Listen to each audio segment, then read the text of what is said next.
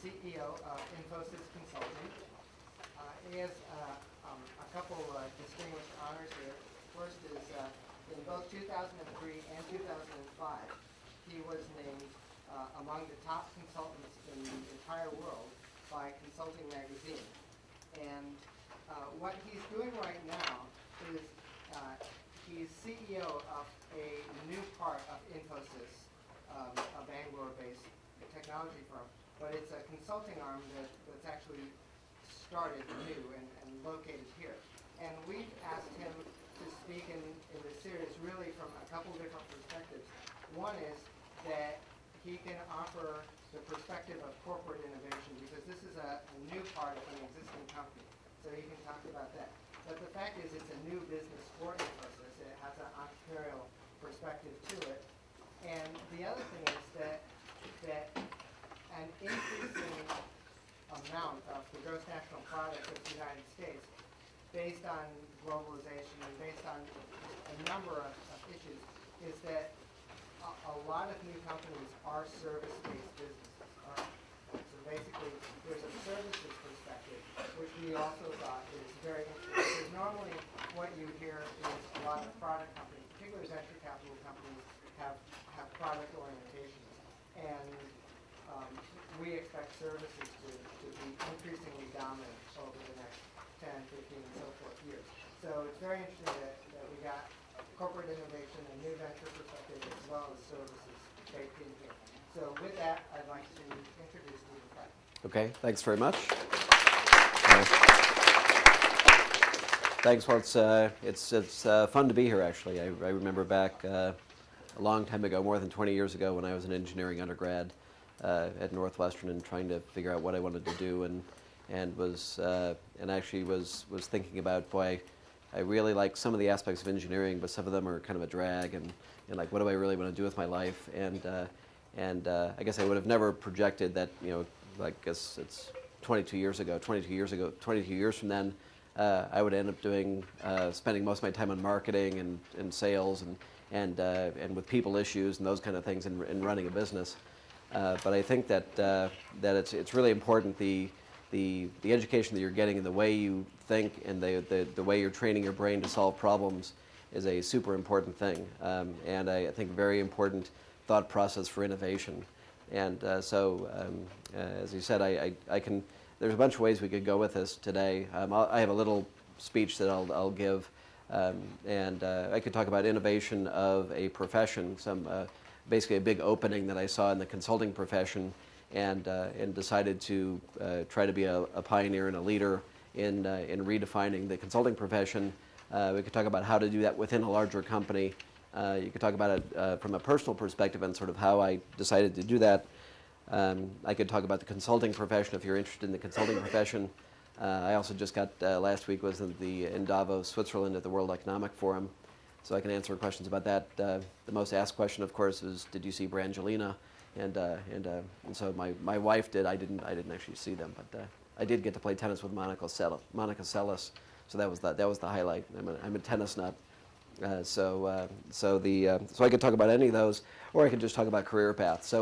But what I'd like to do is maybe just go through, sort of explain what we're doing at Infosys Consulting. I think it's a really exciting company at an exciting time because it brings together advising companies on how they should perform better with the whole notion of globalization. And so I'll just dive into it. And please feel free to interrupt me, and I'll try to manage the time so we don't take up all the time in the presentation.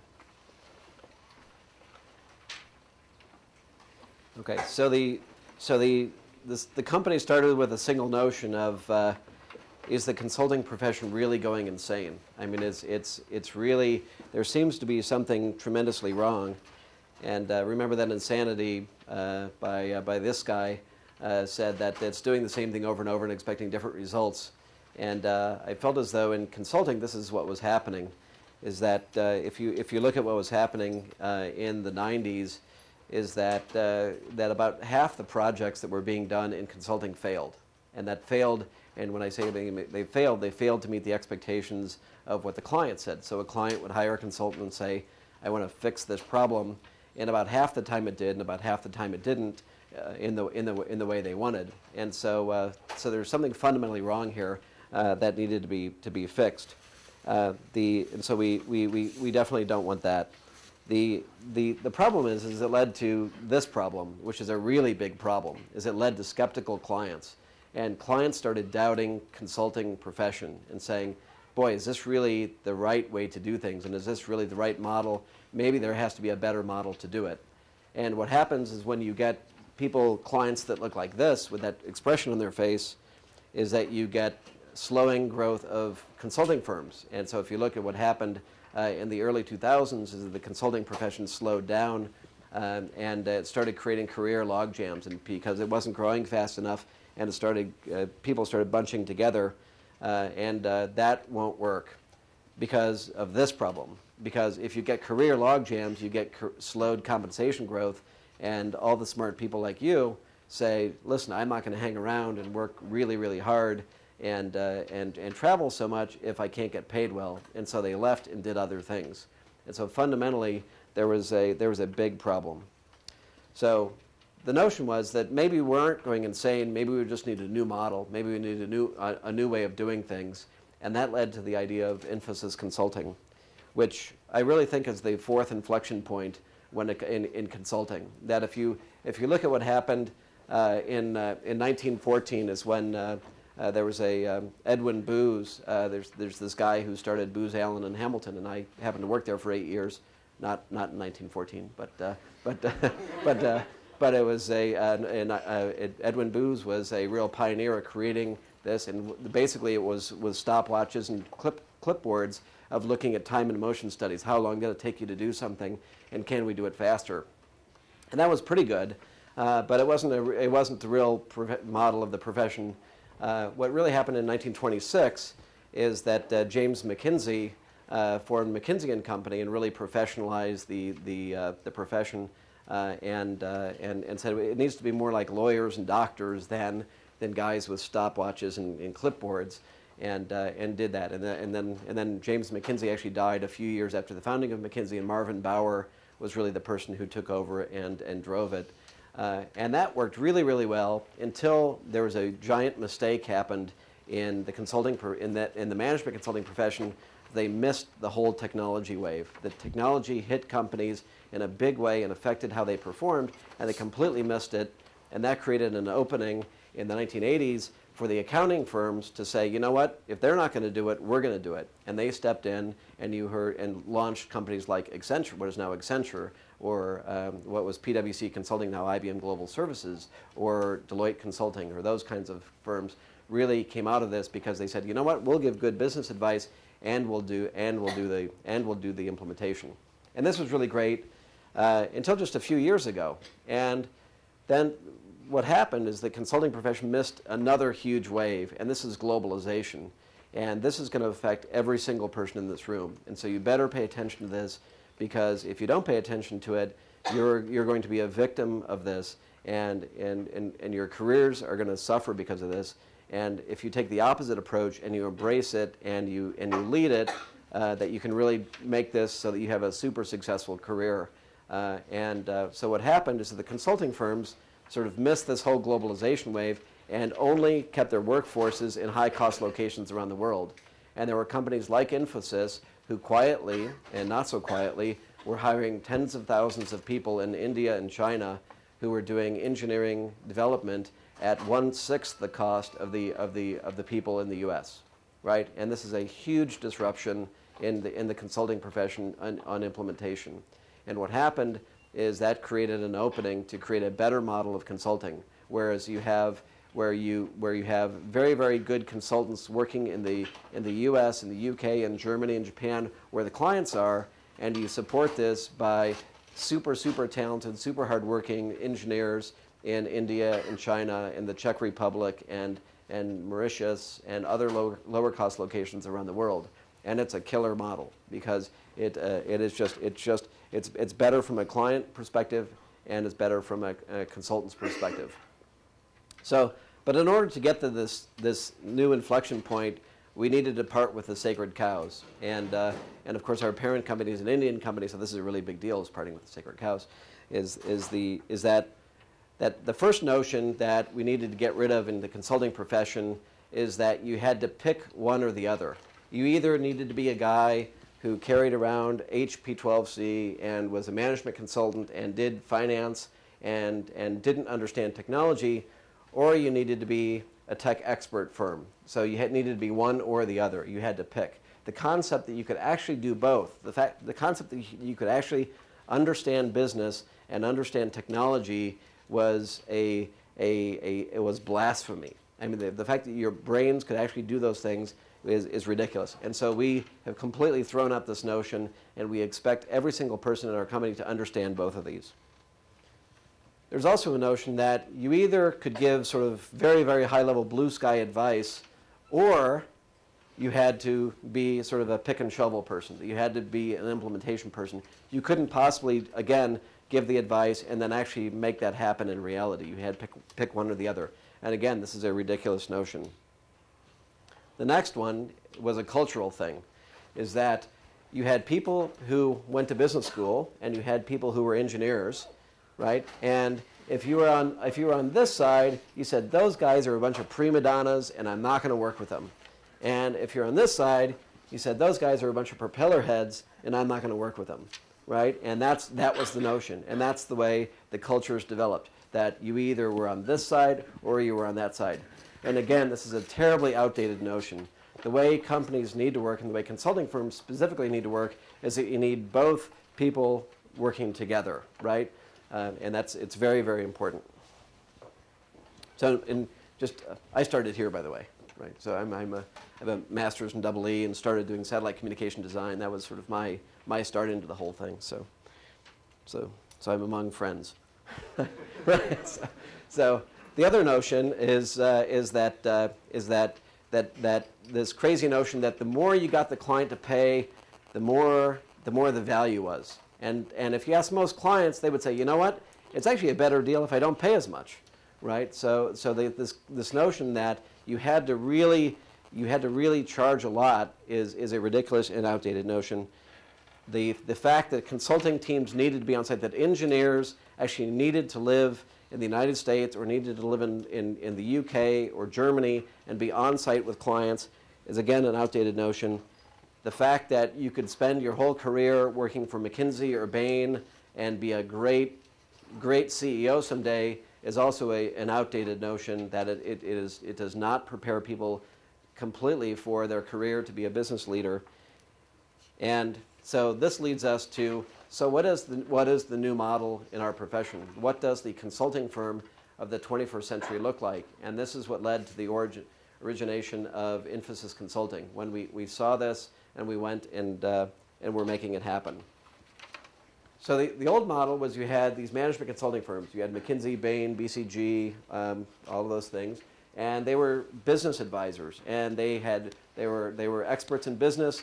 They worked on site. It was very high cost. And they had very, very high quality ideas. And that was the ethos of the firm. And the culture was, did you go to Harvard, Stanford, IIM, or where did you go for school? I mean, for business school. And that was the notion. There were systems integrations firms like Deloitte Consulting, where I worked for 12 years, or there was Accenture or IBM, those kinds of things. So this is mostly doers, the people who actually got up and rolled up their sleeves and actually implemented things. They were mostly IT experts, had a little business expertise. They mostly worked on site and it was high cost, and they were known for very, very high quality project management. And then there were also these guys in India that you didn't really worry about, because these were the really inexpensive coders, right? And so if you were one of those guys, you didn't really worry about these, because you know what? Those guys are IT experts, but they don't know anything about business. They are incredibly low cost and very high quality, but really that's all they know. So we don't worry about those guys. So that led to this, which is the new model, saying, you know what, if you actually take this model and add a few of those guys without the attitude, right, and you can actually create an amazingly powerful firm. You can create this new disruptive model, which is you have advisory, people who are business advisors working on site with clients, And you can combine that with technology, with technology skills in India and China that is a lot less expensive. So you get a client who says, you know, thank God, finally someone who can give me advice and actually implement it. You have people who understand business and people who understand IT. Because in today's world, you can't contact a customer, you can't bring on a new customer, you can't ship a product, you can't design a product, you can't do anything without technology, right? And the people who don't understand technology are going to be out of it. But you can't say, I just know technology. You have to understand both. That you can actually have on-site and off-site, and you can focus on business results. We're doing a project for a large oil and gas company, and we put $1 million at risk. We said, we'll bet you $1 million that we can get this business result for you. And so we're in the process of doing the project, and at the end of it, we're going to hit those improvements in the business, and that's how we're going to show our commitment to the client. And finally, it's lower cost, which has really been a taboo subject in the consulting profession, but clients are ready for it. So another thing that we've done is that we said in creating this is we said, you know what, we want to do our biggest nightmare is that we recreate our old firms. Right? We recreate Accenture, or we recreate McKinsey. We don't want to do that. We want to create a better model. So we've actually linked people's bonuses to how much value we create for our clients. And so we say the amount of bonus that people get each year is tied to what our clients tell us is the value we created for them, times something called the client mutual fund. And this is basically, we said if we took the fees that our clients paid us and bought the stock of those companies. So if Apple's a client, they paid us $1 million, we bought $1 million of Apple stock. Microsoft is a big client, we bought $2 million of Microsoft stock. If we bought, Walgreens is a big client, if we bought $1 million of Walgreens stock, how does that portfolio perform versus the S&P 500? That's a direct input to people's bonuses. So when we want every one of our people, whether their background is in technology or business or whatever, to wake up and say, how can I help those companies be more successful? And it's also how we're doing financially as a company and how they're doing individually. So this is how we determine the bonuses of our people, which is revolutionary. We also said, you know what, in innovation, this is not throwing out everything, that we want to keep some of the good stuff. And so what we did is we said, what are the things we want to keep? So we said, this is good stuff. The fact that when you solve problems, that it's fact-based and analytically driven. This is an advantage that each of you have, is that you're learning to solve things in a very analytic and structured way. It's really important to get that discipline. The next is the scientific method, right? This is a little bit of a shift for most people who come up through engineering, that it's coming up with hypotheses and proving, right, gathering evidence to prove or disprove a problem. That is how most business problems are solved, because you cannot do it in a deductive way. So there's a lot of client collaboration. We tell it like we see it. So if we have to tell a client that they're dead wrong, even though it's going to piss off the client and they might fire us, that we're going to do it, because that's what we're hired to do. And finally, it's important to make sure that we get paid for making the client successful. From a people perspective, we say, you know what, we want constant learning. We want it to be an apprenticeship. We want it to be a strict meritocracy. So one of the things I had to do today was to go fire one of our people who wasn't performing. Right? It is just it's a matter that you come in and we expect you to perform, and if you perform, you're going to do incredibly well, and if you don't, you got to go find something else to do, right? And go find another model to be successful in. And we're a firm of leaders, that we expect every one of our people to advance and to develop into a leader, and we're grooming people to become business leaders. But what we said is there's a lot of things that are wrong in this world. We're going to eliminate all unproductive overhead, which you'll see a lot more. Businesses are getting much more competitive, right? So eliminate overhead, have very flat, non-hierarchical businesses, which is great because it creates opportunities for you guys to move up, right? Connect every task to shareholder value. You guys have to understand how businesses make money. You have to learn that over time. We have to make sure that we move the work to the best worker for the job, regardless of a location. In some cases, that's Palo Alto. In some cases, that's Bangalore. In some cases, that's Shanghai. And we must maintain total project transparency. We must tell the client exactly where we stand. What we must change from the people side is that we need to hire diverse talent, not just undergrads that are sent to a boot camp, not just MBAs, not just people who are consulting. We need a bunch of different people working together and create an area of mutual respect. Everybody must understand both business and technology, and we expect people to have confidence without arrogance. Right? It's very important to be confident in who you are, but if you go too far, your brain shuts down and you stop learning, and then you're dead. Right? So in this world, you need to constantly be learning. So we also thought a lot about what does it take to develop great leaders of businesses, and we came down to 4 things. That this is what we're doing with our people. That number 1, that people need to understand competitive strategy. They need to understand what are the competitive dynamics of their industry. So if you're in the high-tech manufacturing business, you need to understand what are the competitive dynamics. If you're Cisco, you need to understand how you're going to compete with these new entrants from Asia. Right? If you're Walgreens, you need to understand how you're going to compete with these other stores. Right? You also need to understand how to make change happen. That getting people to change behavior is tough, and doing it in a big company is even harder. And so each of you needs to understand how to persuade people to act differently and to make change happen. You need to understand core business processes and technologies. So you need to understand how does a business actually run? How does order processing work? So when a customer makes an order, how does that actually happen? How does the workflow work? How does the web interface work? How do all of those things work? If you want to really be an innovator in a business, you need to understand these things. And then finally, very, very importantly, especially for this generation, is you have to understand the dynamics of the major economic powers, because this is going to have a huge impact over the next 20 years.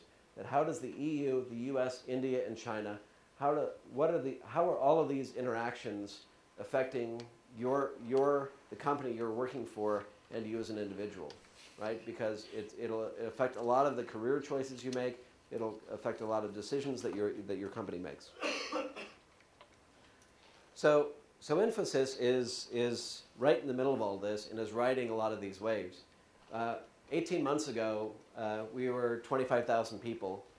Today, we're actually over 50,000 people now. So we've more than doubled in the last 2 years. That we're continuing to expand geographically. Our operating margin, our profitability has actually gone up, which is an extraordinary thing to double a company of this size and to actually go up. Our projects are of very, very high quality.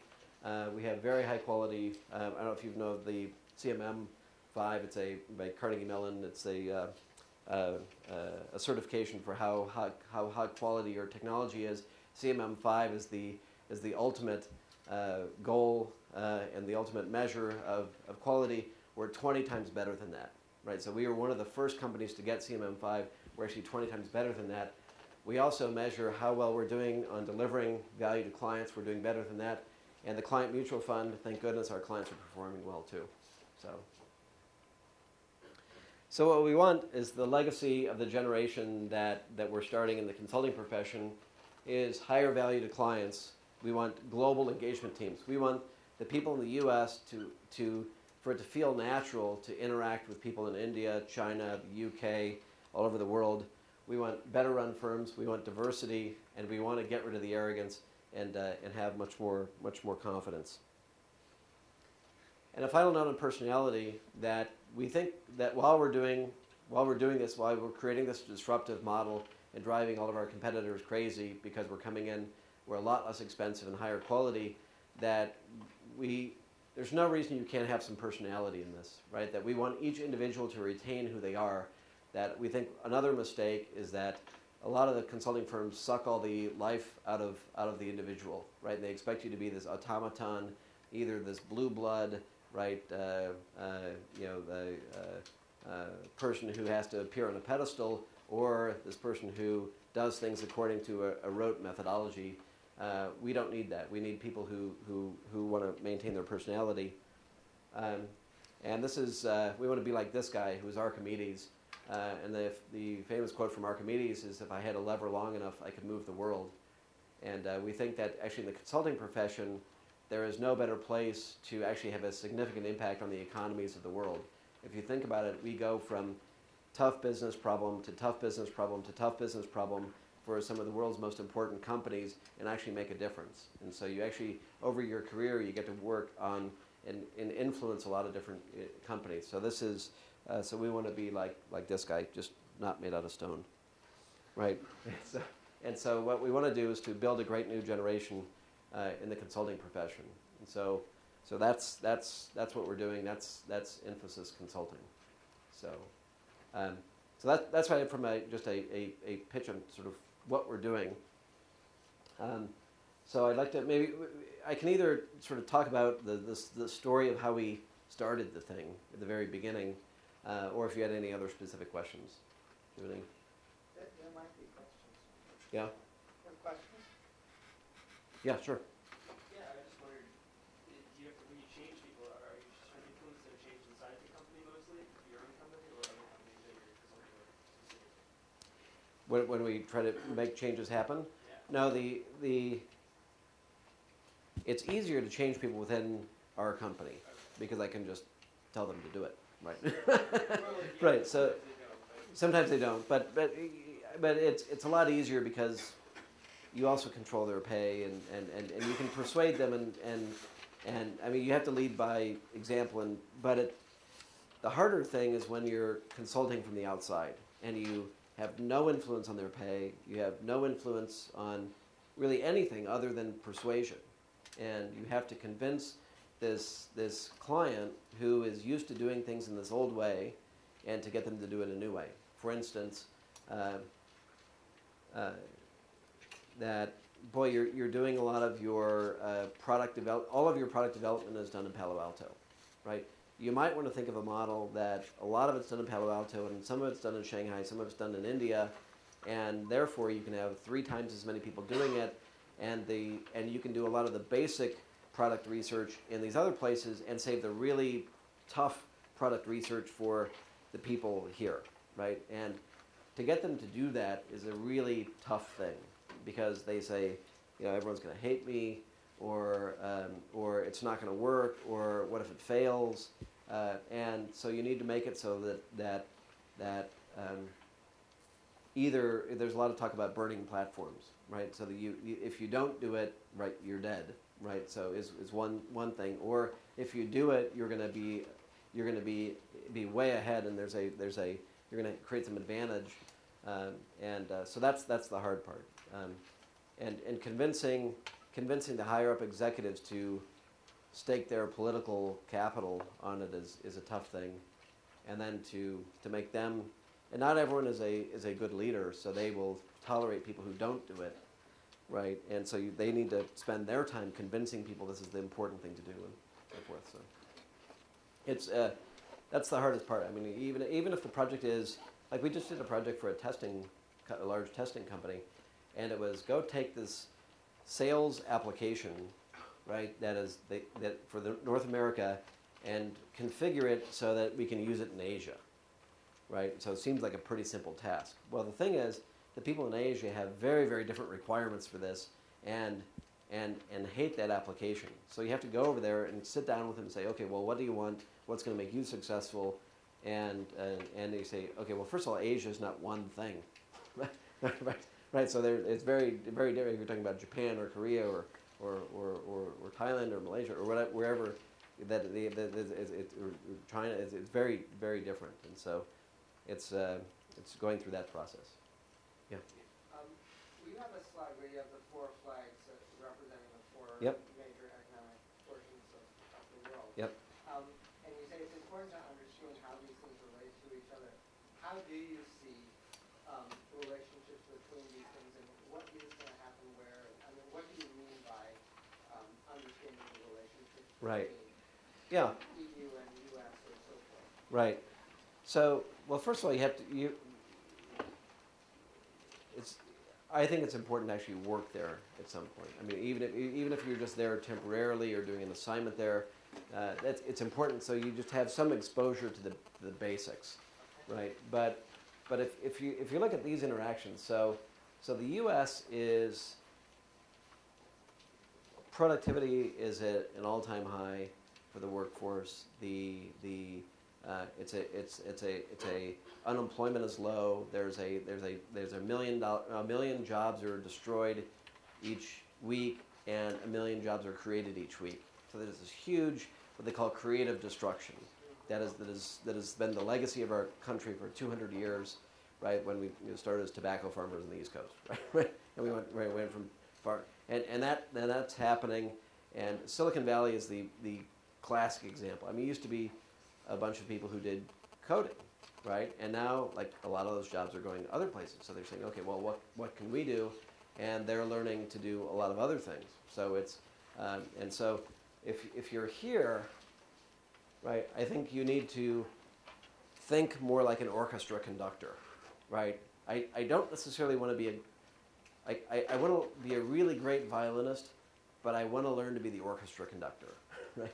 Because so if I'm studying engineering here, I better understand all the other aspects, right? If I'm a PhD in math sitting here, I better know something about some other topic, like art history, because then I can be the person who works for an art company and hires all these mathematicians around the world to do analysis for me, and I'm the guy who understands both of them. If you're here, you're actually in bad shape right now, except if you're in the UK. I mean, if you're in France or Germany, so I listened to the Chancellor Merkel, who's the new Chancellor of Germany, speak last week, and she was saying that Germany is as aggressively as they can easing the labor laws, because right now if you hire someone in Germany, they're employed for life, and it's a real problem for Germany because nobody's hiring people in Germany, right? Because you're sort of stuck, and they don't have as much creative destruction. France is even more so that way. That while in France, it's a 35-hour work week, right? There are people, right? The joke is, of course, there are people in India who are working 35 hours a day, right? right. So you have to stay competitive. So this has to go through a big transformation. China is clearly going to be a leader in physical goods and movement of physical goods and manufacturing of physical goods because it's a communist country and the government can just come in and say, I'm going to put a road right down here and a great airport and tremendous infrastructure, and if another 100,000 people starve in the countryside, so be it. Right, and they don't need to worry about what anyone says because they just do it, right? And of course, what you're seeing is China is becoming the world power in manufacturing and logistics and is doing a very good job of that. And the good news is that it is creating prosperity and it is lifting people up. India, on the other hand, is a democracy, right? And the infrastructure stinks. Right, it's terrible. I mean, I go to Bangalore every 3 months, and I sit in longer and longer traffic jams every time. They can't build a damn road, right? But they have fiber optics.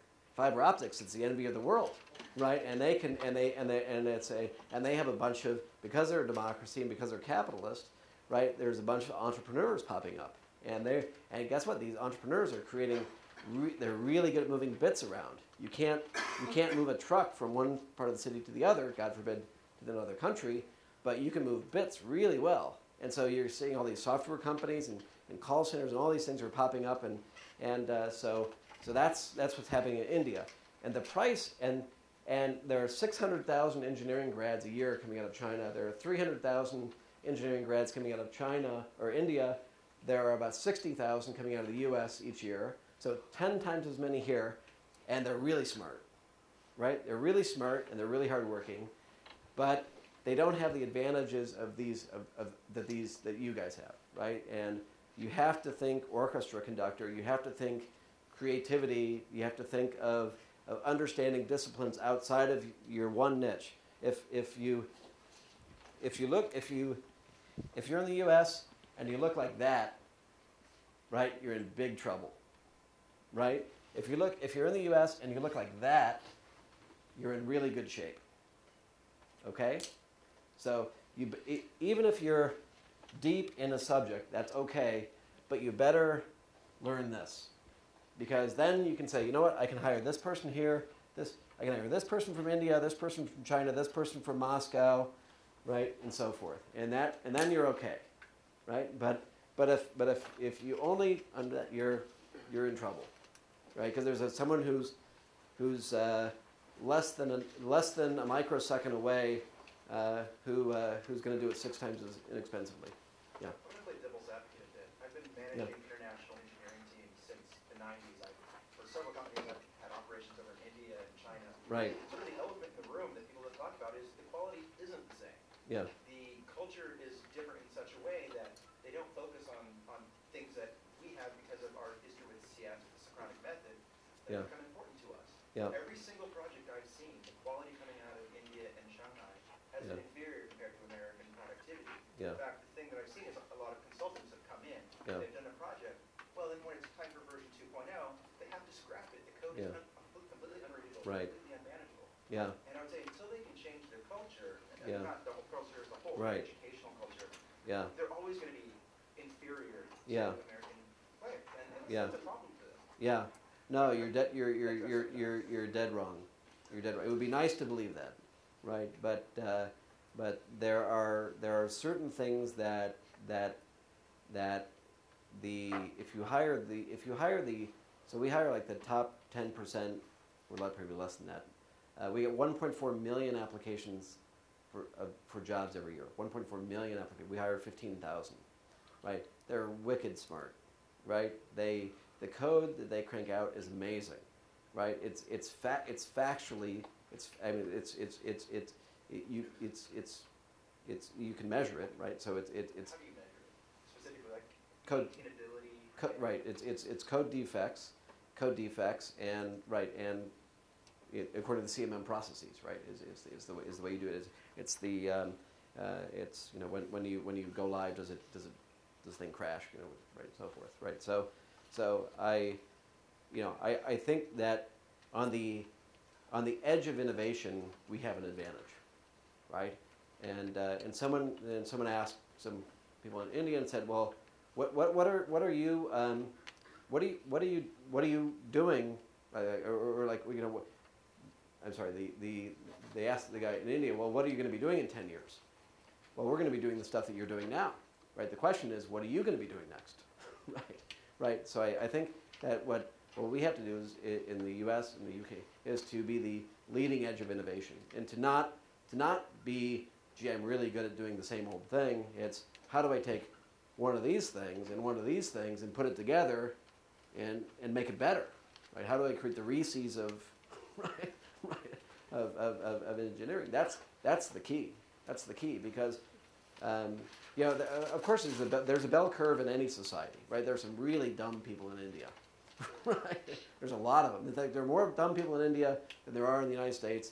But you know what? There's a lot more smart people too, right? And so the question is that can you innovate, right? Can you? So you're not going to out-depth them, right? You can out-innovate, right? And that's what I would say. So, yeah. In the doubling the workforce, are those mostly overseas hires? Yeah, that's almost, So, almost all. It's the majority of the Infosys workforce is in India, China, and some in the U.S. and UK. So, what I'm doing is I'm building the U.S. UK part of it, right? So I'm hiring people exclusively in U.S. UK, Germany. What do they do? What are these people? Yeah. So they're the people who are the creative problem solvers, right? They sit down in conference rooms with clients and they say, okay, tell me your business problem. And they solve word problems, right? And they say, okay, let's think about that. You need, it's more of a business architect. But guess what? You have to understand technology to do that, right? I mean, I think the training that I got in my EE education is great, right? Or mechanical or computer science or anything because it teaches you disciplined problem solving, right? And it's very, very important. But you know what? I also studied economics. I studied art history. I spent a lot of time at Booz Allen understanding business and so forth. So I think that's an important thing is to evolve to that. you know, we love engineering grads. I mean, in fact, I would say the majority of our people that we hire in the U.S. and the UK are engineering grads, right? So, yeah. I wanted to ask, how did you move over from engineering to consulting? Right. Okay. Yeah. So I started doing satellite communication design for the government, and you know, and this is a long time ago when Ronald Reagan was spending a lot of money in technology, right? And I thought satellite communications were really cool, and then I got an opportunity to actually work with Hughes and Lockheed, where that Hughes was building the satellite, what's called the bus. The satellite, and Lockheed was building the payload, which is the thing that went on it, and they hated each other. And so what they said is, Steve, you know, you seem to like be able to at least talk, right? Right? Could you try to get these guys to work together, right? Because there's engineering problems of how do you solve that, and so that was really the beginning of the transition for me. As I said, you know, that seems like a really interesting thing, is to help these companies work together in the engineering way and solve this big engineering problem. And then I went and did some more work. You know, one of the, I mean, it's one of these, you know, crazy things. I moved to California to chase my wife to be, right? Right. And so that actually led to me to go to Deloitte Consulting, right? Which also, because I wanted to get into business problem solving, because I did see that this whole merging of business and technology was happening, and that very few people actually got it, right? And so, You did that with a degree? no, I didn't go to business school. I never went to business school, right? So I, you know, I studied a lot on, you know, I can do net present value calculations, and I can do just about anything, you know, an MBA grad can, but I don't think it's, you know, is it necessary? No. Is it you know, if I were to do it over again, you know, it would have been a more traditional way to go, is to go get an MBA, but it just didn't happen that way. And then when I was at Deloitte, I started a practice. I saw another, I think one of the big lessons that I've learned over my career is, if you see something that makes sense, and you think like, why hasn't anyone done that? You should go do it, right? Because I think I started a practice at Deloitte that became a billion-dollar practice at Deloitte, and it became a really hot thing. Just we saw it before anyone else saw it, and we built the practice. And a couple years ago, we were the first people at Deloitte to do a project using consultants on site and consultants in India, and we said, this is the future, and it's clearly the future, and so we're going to go start this company. And so we did it. So it was something where, if you see something that is just a common sense, that and why hasn't anyone done that? It's crazy that no one's done that before. Then you should go do it. Whether you're inside a company and it's a new thing within a company, or a big thing. And you know, you need to put yourself in a secure enough position where you can take that risk. But anyway, so yeah. Which countries markets do most of your clients serve? Most of our clients are big global companies, right? So it's Microsoft, BP. You know, we're doing some of the Harrah's, Caesars merger. That's mostly domestic. Tesco in Europe. Doing a lot of work. Capital One. You know, a lot. You know, mostly global companies. McAfee. So Mercury, right? Cisco. Right, a lot of those companies, right? Yeah.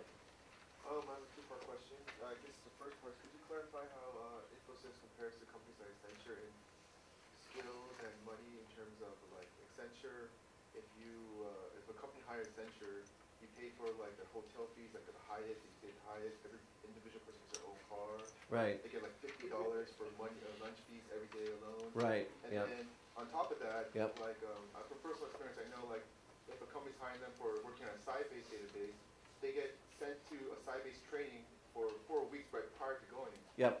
Like, I don't understand why a company would pay someone who just learned Sybase to work on their Sybase database. Right. Yeah. Yeah. I suggest that Yeah. interview style questions would be Right. Okay. I mean, maybe like more general. Okay. During this discussion. Okay. Yeah. You know, Sure. Mark Andreessen spoke Yeah. from Netscape. Yeah. Right. last Okay. Yeah. Semester, and he just put his email address on the board and said, if you want a job, send me an email. I think you can separate those two types. Right. Okay. Here. There you go. Send it to her. No, but the back, I'll relate it to a business model question, right? So the notion that you would have a person who only knows programming, living in Midtown Manhattan, and you would put them on an airplane and fly them to Toledo to work coding in Toledo so they can work with other coders in Toledo who actually never talk to the client is a ridiculous notion, right? And so we don't have those people, right? We have those people in a 75-acre campus where there are 10,000 people sitting in Bangalore, right? Or a 50-acre campus that is sitting in Shanghai, or another 50-acre campus sitting in Hangzhou, right? And there is no travel, and because you don't, that model was designed pre high-speed telecommunications, right? You do need collaboration among those people, but you don't need to fly them to Toledo to collaborate. You need to send the work somewhere else to collaborate, right? And so, but our consultants we pay well. So, yeah. So I just think from an engineering background, that it is a very exciting but a very dangerous time, right? And because I think going the path that probably a lot of your parents will advise you to, right, is an outdated path, and it's analogous to fighting yesterday's war, right? That what you need to do is to really stretch yourselves to develop the horizontal, right? And it's very, very important. Yeah. What type of academic engineering emphasis is most valuable to someone like Infosys for someone you're going to hire? Well, so Infosys Technologies in India, right? It's computer science and math and engineering. For Infosys Consulting, it really doesn't matter, right? I mean, if you're a mechanical engineer, if you're a chemical engineer, if you're an electrical engineer, if you're a computer science grad, I'm more interested in the way you think, right? I'm more interested in because I quite honestly, I'm not going to really test you on whether you know like your Fourier transforms and right. I mean, chances of you using that are like really slim, right? But the fact that you learned how to do that is really important, right? Because we will say, you know what,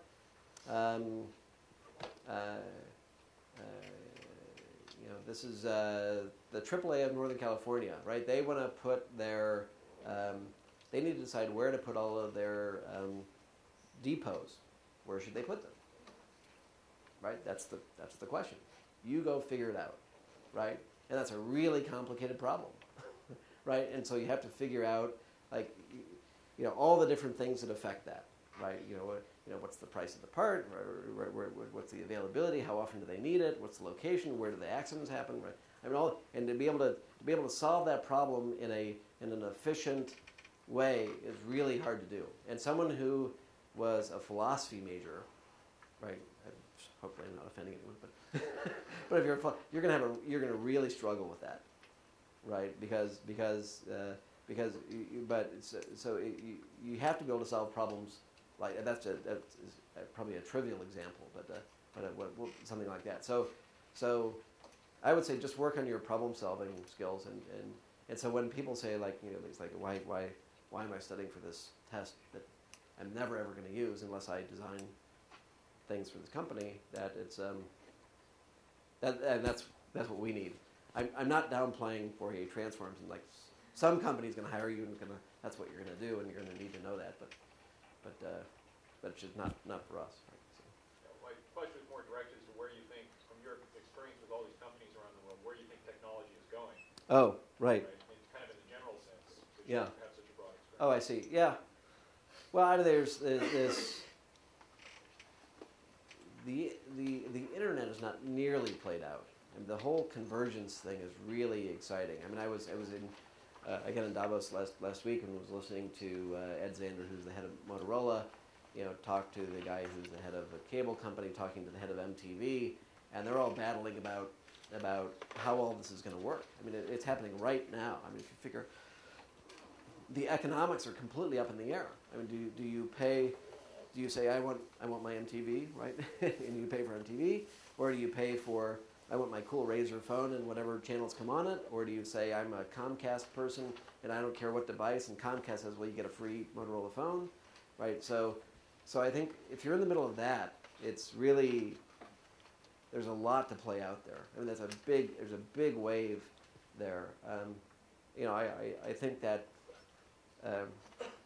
the environmental engineering, something around something. If you link it back to it'll be a big deal, right? So Tom Friedman's next book, he wrote The World is Flat. I don't know if you guys have read that, but his next book is about the environment. I think the environment is going to become an increasingly big deal. So environmental, hybrid technologies are so if you're in mechanical engineering, going that direction may be one.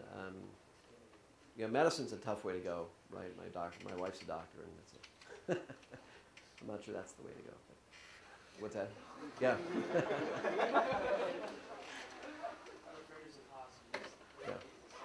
Yeah. Yeah.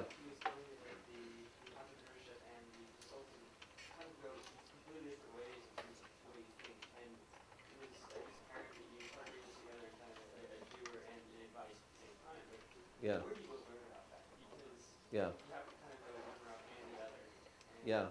both. Yeah. No, I think in undergrad I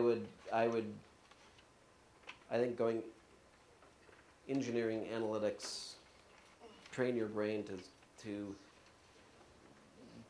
bring in a lot of different data and structure it, and right. So consulting is structured problem solving. Right, so it's a lot of the same thing. How do I take all this disparate data and crunch it and put structure around it and analyze it is important. At some point, you need to go the other direction, which is the creative end of it, and just sort of the free flow and the communications part. But was that? I'm not sure I answered your question. It's not quite so much as how with entrepreneurship you're starting a company, you bring people together, but with Yeah. Yeah. No. No. The misnomer is that consultants are people who walk in with the answer, right? That's it's not that if you look at that was this model, right? Right. So this model was you go in, you collect all this information. You go in and say, we don't really know what the answer is. We're going to go in and collect all this information. And then we're going to look at that information. We are going to come up with a hypothesis, which is a guess. At best, it's a guess. And it's usually the very senior people who come up with the guess. And then you crunch all the data to either prove it or disprove it, right? And so it's not like the misnomer is that consultants are know-it-alls. And some of the worst consultants are the people who say they're know-it-all, because they don't. And the clients know that, and especially the senior clients know that. But if you're a good listener and good if you're very analytic and a good problem solver, that's what makes a good consultant. So, yeah. Okay. All right. Thanks, everybody.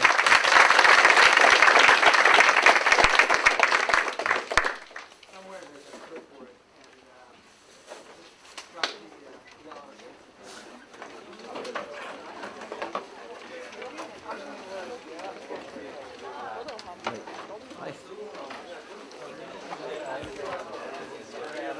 Yes.